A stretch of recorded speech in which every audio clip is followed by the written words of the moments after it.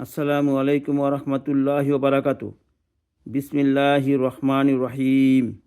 হযরত বারা ইবনে আজেব রাদিয়াল্লাহু আনহু হইতে বর্ণিত আছে যে, গ্রামে বসবাসকারী এক সাহাবীর রসুলুল্লাহ সাল্লাল্লাহু আলাইহি সাল্লামের খেদমতে হাজির হইয়া আরজ করিলেন, ইয়া রসুলুল্লাহ সাল্লাল্লাহু আলাইহি সাল্লাম, আমাকে এমন আমল বলিয়া দিন যাহা আমাকে জান্নাতে দাখিল করিয়া দিবে।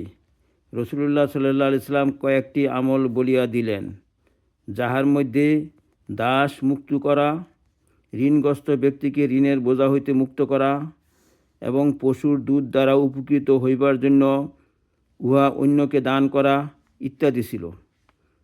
ইহা ছাড়া আরও কিছু কাজও বলিয়া দিলেন।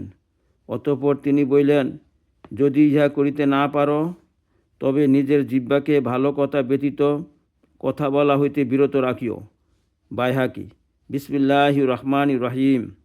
হযরত আসওয়াদ ইবনে আসরাম রাদিয়াল্লাহু আনহু বলেন, আমি রসুলুল্লাহ সাল্লাল্লাহু আলাইহি সাল্লামের নিকট আরজ কইলাম, ইয়া রসুলুল্লাহ সাল্লাল্লাহু আলাইহি সাল্লাম, আমাকে উপদেশ দান করুন।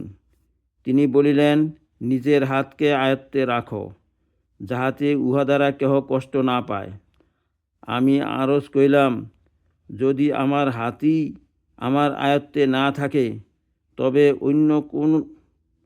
অন্য কোন জিনিস আয়ত্তে থাকিবে? অর্থাৎ হাতকে তো আমি আয়ত্তে রাখিতে পারি।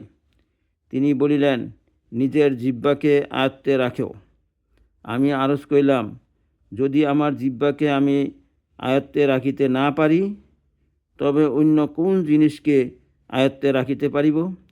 অর্থাৎ জিহ্বা তো আমি আয়ত্তে রাখিতে পারিব। তিনি বলিলেন, তবে তুমি তোমার নিজের হাতকে ভালো কাজের জন্যই প্রসারিত করো আর নিজের জিহ্বা দ্বারা ভালো কথাই বলো। তাবারানি। বিসমিল্লাহির রহমানির রহিম। হযরত আসলাম রহমতুল্লাহ আলাইহি বলেন, আমি আবু বকর রাদিয়াল্লাহু আনহুর প্রতি হযরত ওমর রাদিয়াল্লাহু আনহুর দৃষ্টি পড়ল। তিনি দেখিলেন যে হযরত আবু বকর রাদিয়াল্লাহু আনহু নিজের জিহ্বাকে টানিতেছেন। হযরত ওমর রাদিয়াল্লাহু আনহু জিজ্ঞাসা করিলেন, হে আল্লাহর রাসূলের খলিফা, আপনি ইহা কি করিতেছেন? তিনি বললেন, এই জিহ্বাই আমাকে ধ্বংসের জায়গায় পৌঁছিয়াছে। রাসূলুল্লাহ সাল্লাল্লাহু আলাইহি সাল্লাম বলিলেন, শরীরের কোন অংশ এমন নাই যাহা জিহ্বার অশালীন ব্যবহার ও উগ্রতার অভিযোগ না করে? বাইহাকি। বিসমিল্লাহির রহমানির রহিম।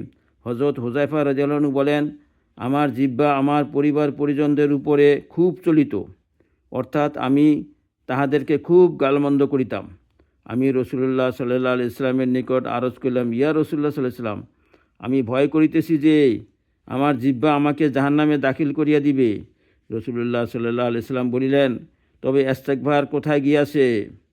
অর্থাৎ ইস্তেগফার